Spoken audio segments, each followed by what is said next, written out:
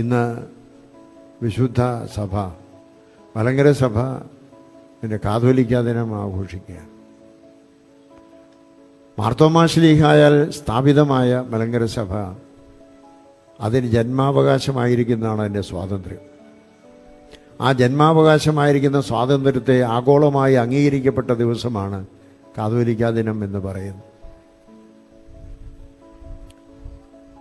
പൗരസ്ത്യ ദേശത്ത് നിന്നുപോയ കാതോലിക്ക സ്ഥാപനം അത് മലങ്കര സഭയിൽ പുനഃസ്ഥാപിച്ചത് അബ്ദുൽ മിശിഹ പാത്രിക്കീസ് ബാവ 1912 സെപ്റ്റംബർ 15 ആ കാതോലിക്ക സ്ഥാപനത്തോടു കൂടിയാണ് മലങ്കര സഭയിലെ പ്രധാന മേലധ്യക്ഷന് ലോകത്തിലുള്ള എല്ലാ പ്രധാന മേലധ്യക്ഷന്മാരെയും പോലെയുള്ള സമമായിരിക്കുന്ന അധികാരവും അവകാശവും ഉണ്ടെന്ന് പ്രഖ്യാപിച്ചു.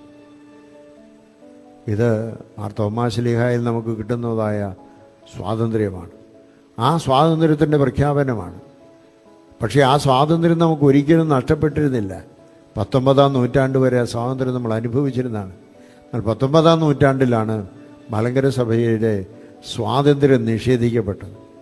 അങ്ങനെ ആ സ്വാതന്ത്ര്യം നിഷേധിക്കപ്പെട്ടതോടുകൂടെ അത് തിരിച്ചെടുക്കുവാൻ നമ്മൾ ഭദ്രസ്ഥരായി. പ്രധാനമായി പറഞ്ഞാൽ 1876 മുതലാണ് മലങ്കര സഭയുടെ മേൽ മലങ്കര മെത്രാപ്പോലീത്തായിക്കല്ല അന്ത്യോക്യൻ പാത്രിക്കീസിനാണ് അധികാരമെന്ന് സ്ഥാപിക്കപ്പെട്ടത്. പക്ഷേ 1876 കഴിഞ്ഞിട്ട് ഏതാണ്ട് 36 വർഷം കഴിഞ്ഞപ്പോൾ 1912 ഈ അടിമയായിരിക്കുന്നതായ നുകമെടുത്ത് മാറ്റുവാനായിട്ട് അതേ അന്ത്യോക്യ സഭയിലെ പാത്രിക്കീസ് തന്നെ വന്ന് അത് സാധിക്കുകയാണ് ചെയ്തത്. അതുകൊണ്ട് മലങ്കര സഭയുടെ ചരിത്രം പരിശോധിച്ചാൽ 21-ാം നൂറ്റാണ്ടിൽ നാം ജീവിക്കുമ്പോൾ കേവലം 36 വർഷം മാത്രമേ മലങ്കര സഭ സ്വാതന്ത്ര്യം നിഷേധിക്കപ്പെട്ട, ആത്മീയമായ സ്വാതന്ത്ര്യം നിഷേധിക്കപ്പെട്ടത്. ഭൗതികമായ സ്വാതന്ത്ര്യം അതിന് ഒരിക്കലും നിഷേധിക്കപ്പെട്ടിട്ടില്ല.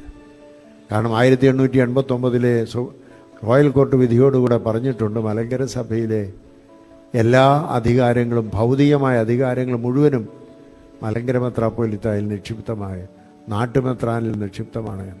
അന്നൊരു നാട്ടുമെത്രാനേ ഉള്ളൂ.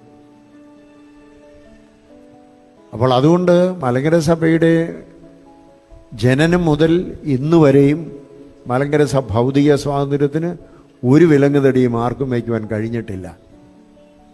എന്നാൽ ആത്മീയമായ സ്വാതന്ത്ര്യത്തിന് വിലങ്ങുതടി വെച്ചത് കേവലം 36 വർഷത്തിന് ശേഷം മാറ്റപ്പെടുകയുണ്ടായത്. അതിൻ്റെ വലിയൊരു പ്രഖ്യാപനമാണ് 1912 അതാണ് മലങ്കര സഭ അഭിമാനമായി നിൽക്കുന്നത്. മലങ്കര സഭയുടെ ഏറ്റവും അഭിമാനം. ഇന്ത്യക്ക് സ്വാതന്ത്ര്യം കിട്ടിയപ്പോഴെന്നും പറയുമ്പോഴും നമ്മൾ അങ്ങനെ തന്നെയാണ് മനസ്സിലാക്കുക. ഇന്ത്യ എന്നും സ്വതന്ത്രമാണ്. 17-ാം നൂറ്റാണ്ടിൽ ഇംഗ്ലീഷുകാർ വന്ന് ഇന്ത്യയെ അധിപതി ആ സ്ഥാപനത്തിൻ്റെ മുകളിലാക്കി എന്നുള്ളത്, ഇന്ത്യയെ അവരെ അടിമത്വത്തിലാക്കി എന്നുള്ളതുകൊണ്ട് 16 നൂറ്റാണ്ട് വരെ പരിപൂർണ സ്വാതന്ത്ര്യത്തിൽ നിന്ന ഇന്ത്യയെ അതിനുശേഷം 1947 ആണ് അത്രയും കാലഘട്ടം അവർക്ക് അധീനതയിൽ വെക്കാൻ കഴിഞ്ഞു. പക്ഷേ 21 നൂറ്റാണ്ട് അല്ലെങ്കിൽ 20 നൂറ്റാണ്ട് ജീവിച്ചതായ ആ ഇന്ത്യക്ക് കേവലം 3-4 നൂറ്റാണ്ട് മാത്രമേ, കൃത്യമായി പറഞ്ഞാൽ 3.5 നൂറ്റാണ്ട് മാത്രമേ അടിമത്വത്തിൽ ജീവിക്കേണ്ടി വന്നു. അപ്പോൾ 20 നൂറ്റാണ്ടിൽ 3 നൂറ്റാണ്ട് അടിമത്വത്തിലായി.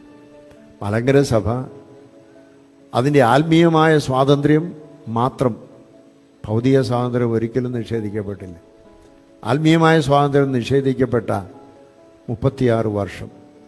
അതിനുശേഷം മലങ്കര സഭ അതിനെന്നും ഉണ്ടായിരുന്നതായ ആത്മീയവും ലൗകികവുമായിരിക്കുന്ന അധികാരത്തിൻ്റെ പൂർണ്ണ സംയോജിപ്പില്ലത് സ്വാതന്ത്ര്യം ലോകമെല്ലാം അംഗീകരിച്ച ഒരനുഭവമാണ്. അന്നു മുതൽ ഇന്ന് വരെ മലങ്കര സഭയുടെ പ്രധാന മേലധ്യക്ഷന് ആ അംഗീകരണം എല്ലാവരും നൽകുന്നു, ഇന്നും നൽകുന്നു. ഇന്നും എവിടെയും നമുക്ക് ആ സ്വാതന്ത്ര്യത്തിലാണ് നമ്മെ അംഗീകരിക്കുന്നതും. മലങ്കര സഭയുടെ പ്രധാന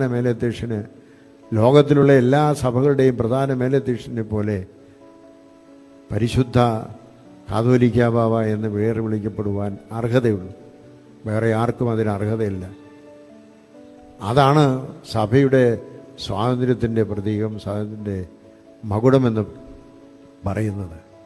അത്തരത്തിലുള്ളതായിരിക്കുന്ന സ്വാതന്ത്ര്യത്തെ നമ്മൾ അനുഭവിക്കുമ്പോൾ അതിൽ അഭിമാനമുള്ളവരാകണം, അതിൽ കൂറുള്ളവരാകണം. അത് ആർക്കും അടിയറ വെക്കാതെ ജീവിക്കാനുള്ളതായ ധൈര്യം നമുക്കുണ്ടാവണം. അതാണ് നമ്മുടെ പിതാക്കന്മാർ കാണിച്ചത്. വടശ്ശേരി തിരുമേനിയോ അല്ലെങ്കിൽ പുൽക്കോട്ടി തിരുമേനിയോ ഋഷി ബാബായോ അതുപോലുള്ള എല്ലാ കാതോലിക്ക ബാബാമാരും ഈ മലങ്കര സഭയുടെ സ്വാതന്ത്ര്യം കണ്ണിലെ കൃഷ്ണമണി പോലെ കാത്തു സൂക്ഷിച്ചു. അതിന്നും അത് കാത്തു സൂക്ഷിക്കാൻ നാം എല്ലാവരും പ്രതിജ്ഞാബദ്ധരാണ്. നമ്മുടെ സന്തതി വരെയും അതിന് പ്രതിജ്ഞാബദ്ധമാണ് എന്നുള്ളത് നമ്മൾ ഓർക്കണം. മലങ്കര സഭയുടെ ഈ സുവർണ നിമിഷം അതെന്നോടും അഭിമാനമായി തീർക്കുവാനും അതിൽ അഭിമാനം കൊണ്ട് അത് ജീവിക്കാനുള്ളതായ ഭാഗ്യം നമുക്ക് ലഭിച്ചതിൽ ദൈവത്തെ മഹത്വപ്പെടുത്താം. ദൈവം നമ്മെ വാഴ്ത്തി അനുഗ്രഹിക്കട്ടെ.